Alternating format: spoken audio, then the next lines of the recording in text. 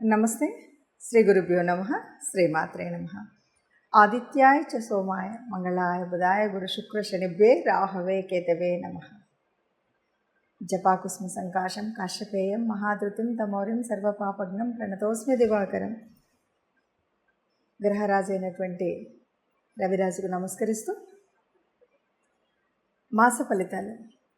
ప్రతి మాసం కూడా మారుతున్నటువంటి గ్రహాలకు అనుగుణంగా మాస ఫలితాలు మారుతూ ఉంటాయి.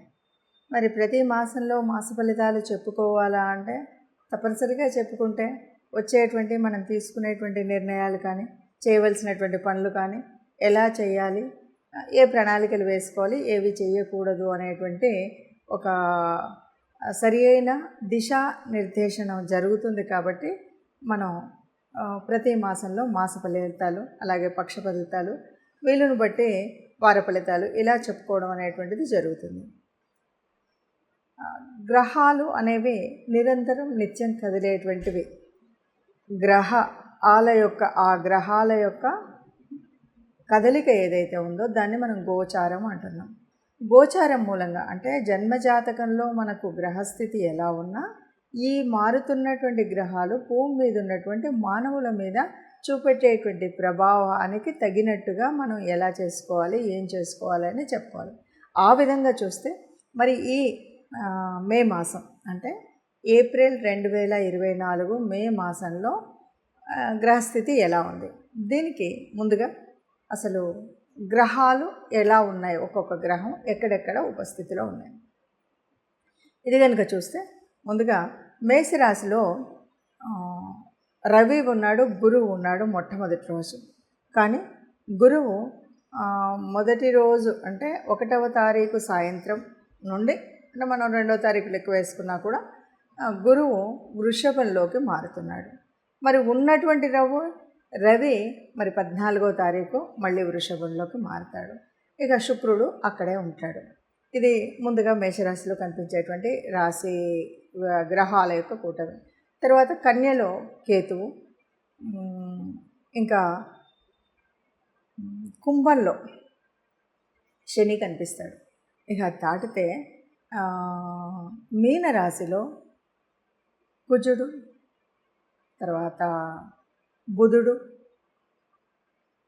రాహు, ఈ ముగ్గురు అక్కడ ఉంటారు. బుధుడు 11వ తారీఖుకి మళ్ళీ మేషరాశిలోకి ప్రయాణం చేస్తాడు. ఇది రాసుల యొక్క స్థితి, రాసులలో గ్రహాల యొక్క స్థితి. ఈ రాశుల్లో ఇలా ఉంటాడు. చంద్రుడు 2.5 రోజులకు ఒక గ్రహం చొప్పున మారుతూనే ఉంటాడు. ఇలా గ్రహాలు ఉన్నప్పుడు మరి ఈ మార్పు వల్ల ఒక్కొక్క రాశి వారికి అంటే 12 రాశుల వారికి ఎలా ఉంటుంది, దానివల్ల ఫలితం ఎలా ఉంటుంది అంటే ఇటు చిన్న చిన్న మార్పులే. ఎందుకంటే ఒకేసారి ఈ నెల లోపల ఉద్యోగాలు వచ్చేసో, పెళ్ళిళ్ళు అయిపోయో, ఇంకేదో అవుతుందన్నది కాదు. మనం ఉన్నటువంటి కొన్ని కష్టాలు కానీ, కొన్ని నిర్ణయాలు కానీ, కొన్ని రకాలైనటువంటి పనులు చేయాలా వద్దా అనేటువంటి ఒక స్థితి కోసం మనం చెప్పుకునేటువంటిది ఈ గ్రహస్థితి. ఇప్పుడు ఒక్కొక్కటిగా 12 రాశుల యొక్క ఫలితాన్ని చూద్దాం. తదుపరి రాశి సింహరాశి. సింహరాశి వారికి గాను మే నెలలో ఎలా ఉంటుంది అని కనుక చూస్తే కొద్దిగా ఆరోగ్యరీత్యా కొంచెం ఇబ్బంది ఉంటుంది ఉన్నటువంటి గ్రహస్థితి వల్ల. ఏ రకంగా అంటే తిన్నటువంటిది జీర్ణం కాకపోవడం, దీని ఏమంటాం, అజీర్తి అంటాం. అజీర్తి లక్షణాలు బాగా కనపడతాయి. కొన్నిసార్లు రక్త ప్రసరణలో సమస్యలు అంటే ఏంటి అంటే ముఖ్యంగా బ్లడ్ ప్రెషర్, లో ప్రెషర్ కానీ, హై ప్రెషర్ కానీ, అంటే రక్త ప్రసరణ సరిగ్గా ఉండకపోవడం వల్ల వచ్చేటువంటివి కొన్ని. ఇంకా ఈ రక్తం ద్వారా వచ్చేటువంటివి అంటే కొంతమందికి ఈ ఫైల్స్ అట్లా ఉంటాయంటారు కదా, వీటి వల్ల కూడా కొన్ని ఇబ్బందులు కలిగేటువంటిది అయితే ఉన్నాయి. అంటే ఇవన్నీ కూడా మీకు ఆరోగ్యరీత్యా మిమ్మల్ని ఇబ్బందులు పెట్టేటువంటి పరిస్థితి.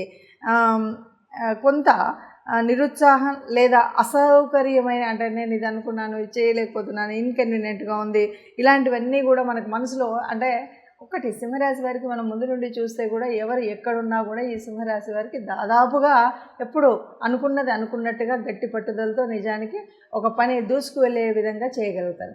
అలాంటి వాళ్ళకు ఏదో ఆరోగ్యరీత్యా కానీ, ఆర్థిక పరంగా కానీ కొంత అసౌకర్యం వచ్చినప్పుడు ఇబ్బంది అనిపిస్తుంది. ఈ అసౌకర్యం వచ్చినప్పుడు ఇబ్బంది వచ్చింది కదా అని పూర్తిగా డీలా పడిపోయి మనం ఏం చేయకపోతే సరి అయినటువంటిది కాదు కదా. దీనికోసం ఏం చేయాలి? ఆ అసౌకర్యాన్ని తొలగించుకోవడం కోసం మనం ఏం చేయాలి? ముఖ్యంగా సింహరాశి వారు అంటే ముఖ్యంగా ఇప్పుడు ఈ అసౌకర్యాలను తొలగించుకోవాలంటే కొంత యోగా అభ్యాసం చేయడం అనేటువంటిది చాలా మంచిది. అన్నింటికి మించి రవికి పూజ చేయడం, అంటే రవికి పూజించడం అంటే ఉదయాన్నే లేవడం, సూర్య నమస్కారాలు చేయడం, ఇది చాలా ఉత్తమమైనటువంటిది. ముఖ్యంగా మేషరాశి వారైనా సింహరాశి వారైనా ఈ రవిని పూజించడం, రవి యొక్క స్తోత్రాలు చదవడం కానీ, సూర్య నమస్కారాలు చేయడం కానీ, ఆదిత్య హృదయం వినడం కానీ ఇలాంటివి చేసినప్పుడు చాలా శుభంగా ఉంటుంది అని చెప్పచ్చు. మరి గ్రహాల స్థితిని బట్టి మనం ఈ రాశి ఫలితాలను చెప్పాను. ఇలా రాశి ఫలితాలు ఉండడం అనేది అందరికీ ఇలాగే ఉంటుందా? అందరికీ ఇలాగే జరుగుతుందా? అంటే మీరు చెప్పారు కానీ మీరు చెప్పినటువంటి ప్రమాదం జరగలేదు, లేదా మీరు అన్నటువంటి అదృష్టం కలగలేదు, ఇలాంటి అనుమానాలు చాలామందికి వస్తాయి.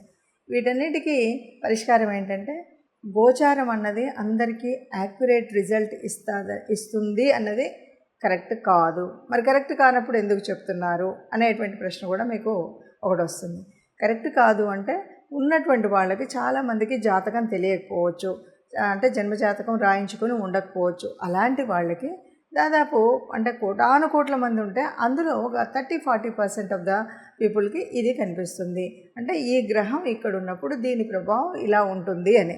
ఎప్పుడు ఈ జన్మజాతకంలో ఉన్నటువంటి గ్రహాలు పూర్తిగా మంచి చేసే విధంగా ఉన్నాయా, యోగించని ఉన్నాయా అన్నదాన్ని బట్టి ఉంటాయి. అంటే గ్రహాల స్థితి, యుతి, వాటి యొక్క దృష్టి, ఇవన్నీ కూడా ఇప్పుడు మారుతున్నటువంటి గ్రహాలే కాదు, జన్మజాతక కుండలిలో ఉన్నటువంటి ఆ దృష్టిని బట్టి, ఆ యుతిని బట్టి, ఆ యోగించే గ్రహాలను బట్టి ఉంటుంది. వీటితో పాటు అంతర్దశలు, జరుగుతున్నటువంటి దశలేంటి, అంతర్దశలేంటి, ఇవి ఇప్పుడు మనకు యోగించేవా కావా, వీటన్నింటిని బట్టి ఫలితం ఉంటుంది. కాబట్టి సహజంగా ఏదైనా సరే పూర్తి మనకు జీవితంలో ఎలా ఉంటుంది అని తెలుసుకోవాలి. లేదు ఈ నెలలో ఒక చిన్న పని చేయాలి, చిన్నది ఆరంభించాలి అంటే ఇలా చూస్తే సరిపోతుంది. అలా కాదు, మా జన్మరీత్యా ఉన్నటువంటి దాని ప్రకారంగా నేను ఎప్పుడు పుట్టానో తెలుసు, date of birth, place of birth, time of birth తెలుస్తుంది అనుకుంటే మీకు నచ్చినటువంటి జ్యోతిష్యుల ద్వారా మీ యొక్క జన్మకుండలిని వేయించుకున్నట్టయితే మీ యొక్క పూర్తి జ్యోతిష్యం అనేది తెలుస్తుంది. దానివల్ల ఏ వయసులో, ఎలాంటి ఉన్నతి ఉంటుంది, ఎలా ఉంటుంది, సంతానం ద్వారా ఎలా ఉంటుంది, సంతానం ఎలా ఉంటుంది, ఇవన్నీ విషయాలు తెలుస్తాయి. అలాగే ఫైనాన్షియల్గా కానీ, ఉద్యోగరీత్యా కానీ, వచ్చేటువంటి భార్య ద్వారా కానీ ఇవన్నీ కూడా మనకు పూర్తిగా మీ జన్మజాతకంలో మీకున్నటువంటి అంటే మీరు పుట్టిన సమయం ఇవన్నీ పూర్తిగా తెలిసినట్టయితే మీకు తెలిసినటువంటి జ్యోతిష్యుల ద్వారా ఇది పూర్తిగా మీరు సమన్వయం చేసుకున్నట్టయితే సరిగ్గా ఉంటుంది అని చెప్పవచ్చు. సర్వే జన సుఖినో భవంతు. నమస్తే.